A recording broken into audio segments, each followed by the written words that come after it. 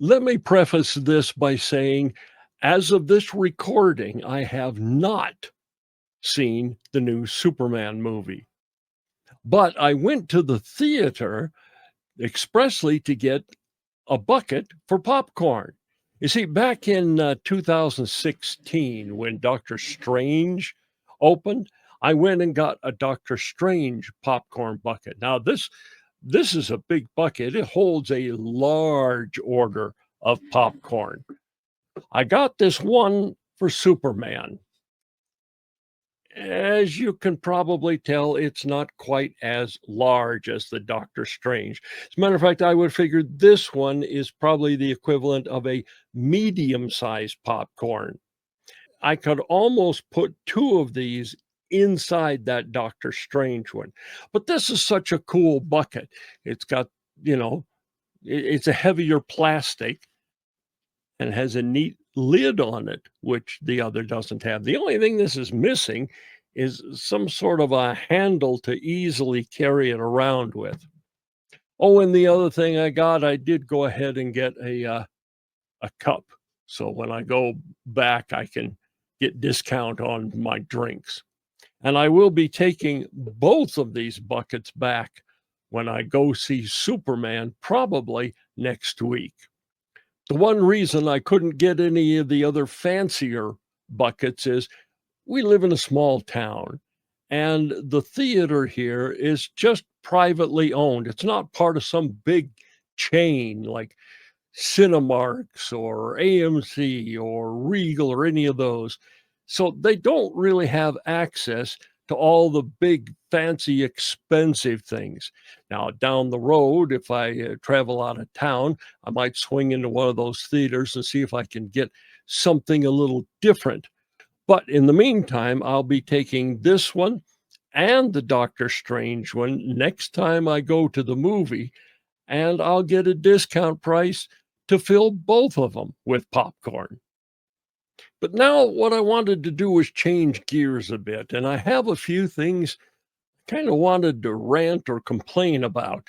First, I was at Walmart the other day, and it was busy. I had stuff in my cart, and I headed to the checkout.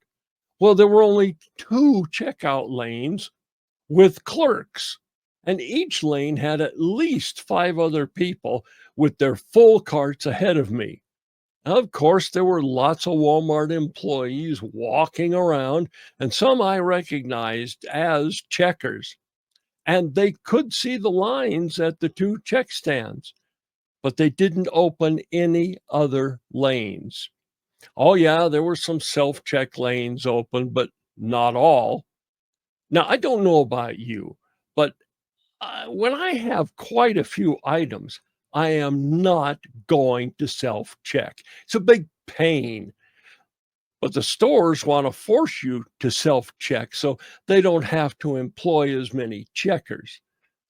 Well, I say if you want me to self check, then give me a discount because I'm doing the work of your employees.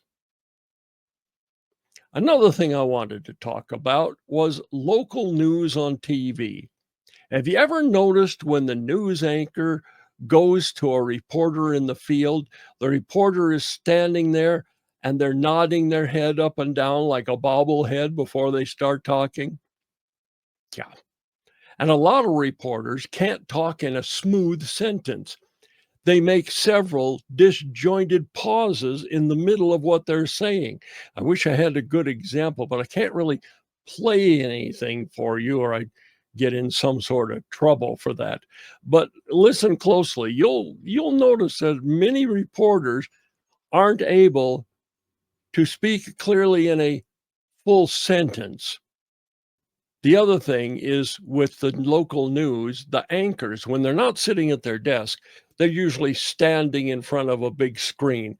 The ones on our channels, they're always standing there holding their tablet. It's an iPad or some sort of tablet, and they never look at it.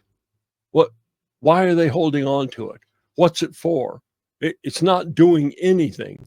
It's just a useless prop. I guess it makes them look like they're tech savvy.